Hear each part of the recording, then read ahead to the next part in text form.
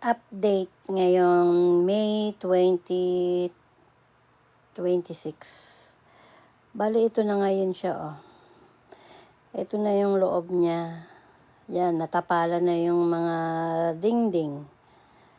Tapos, yung sa kitchen, yun ang magiging kitchen, eh.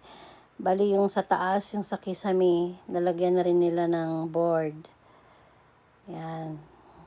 Kasunod niyan, sa kitchen, tsaka dingding, lahat. Tatapalan lang nila. Bali, yung sa, ayan, meron na nga mga tubo-tubo eh. Ayan, yan yung magiging bathtub doon. Yan. Hindi pa rin na, naumpisahan. Tapos, sa kabilang side, yan yung CR. Wala pa rin.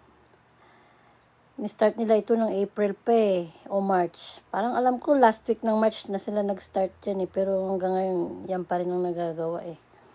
Yan, itong kisame, nalagyan na rin nila ng pati itong magiging kwarto namin ng asawa ko. Hindi niyan, aayusin din lahat yan sa loob. Tapos ito yung hagdan, hindi pa rin, kailangan din ayusin yan, kasama rin yan sa aayusin. Abutin kami ng sabi ang renovation nasa Sen Hakumang ang renovation. Ito yung nagagawa nila sa taas. Ito yung napili naming kulay sa closet.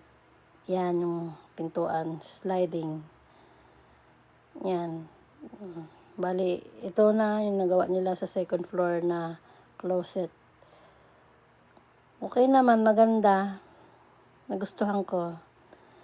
Kasi malinis yung yung kulay niya. Ayoko kasi ng dark, nadidiliman ako. Mas gusto ko yung maliwanag. Lahat gusto ko puti. Yan. Yan palang